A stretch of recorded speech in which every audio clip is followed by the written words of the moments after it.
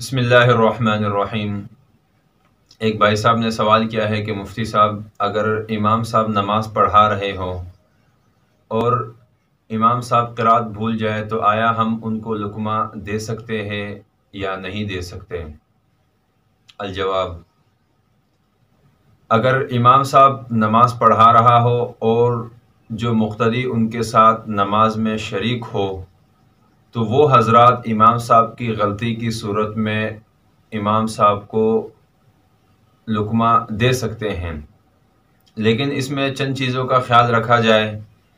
पहली बात तो ये है कि अगर इमाम साहब ने गलती कर ली तो फ़ौरन उसको लुक़मा न दे।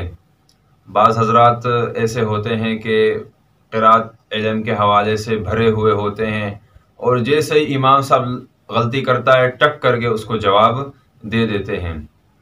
और बाज़ इमाम हज़रात इस चीज़ को माइंड भी करते हैं, इसको बुरा समझते हैं कि भाई आपको क्यों इतनी जल्दी हो रही है, थोड़ा इंतज़ार कर लेते हैं। तो इसमें जल्दबाजी से काम न लिया जाए। देखा जाए अगर इमाम आगे की तरफ नहीं जा रहे, बिल्कुल रुक गए, तो ऐसी सूरत में आप इमाम साहब को लुक़मा दे सकते हैं।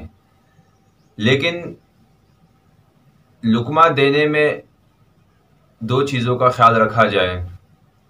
पहली चीज़ ये है कि अगर इमाम साहब ऐसी गलती कर रहे हैं कि जिसकी वजह से माना तब्दील हो रहा हो तो आप उसको लुक़मा दे दें।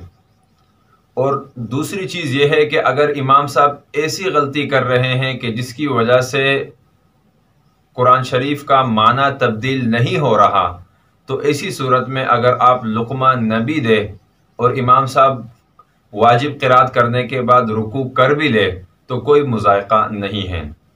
लिहाजा अलगर्ज़ ऐसी सूरत में इमाम साहब को लुक़मा देना चाहिए कि जिस सूरत में कुरान शरीफ का माना तब्दील हो रहा हो।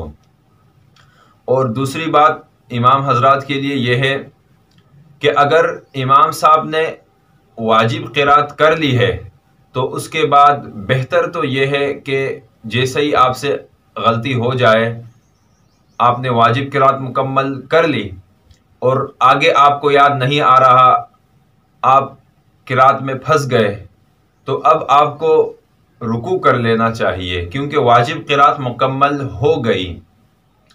लेकिन अगर वाजिब क़िरात भी मुकम्मल नहीं हुई तो ऐसी सूरत में आप दूसरी सूरत शुरू कर सकते हैं। इसमें कोई मुज़ायक़ा नहीं है, सजदा सहू भी नहीं होगा, आपकी नमाज बिल्कुल दुरुस्त हो जाएगी। मिसाल के तौर पर आपने किसी सूरत की एक आयत पढ़ ली, अम्मा यतसाअलून या अनिन नबइल अज़ीम, ये दो या एक आयतें पढ़ ली। अब आगे आप फंस गए, आपको याद नहीं आ रहा कि इससे अगली वाली आयत कौन सी है, तो ऐसी सूरत में आपको इख्तियार है कि आप कोई और सूरत शुरू कर दें। मिसाल अलम तरा कैफ़ फ़अल रब्बुका बिअस्हाबिल फ़ील, यहाँ से शुरू कर दें, अम्मा यतसाअलून को छोड़ दें। इसी सूरत में आपकी नमाज हो जाएगी, सजदा सहू करने की ज़रूरत नहीं है। अल्लाह तबारक व तआला हम सबको इल्म दीन सीखने और उस पर अमल करने की तौफ़ीक नसीब फ़रमाए। वमा अलैना इल्लल बलागुल।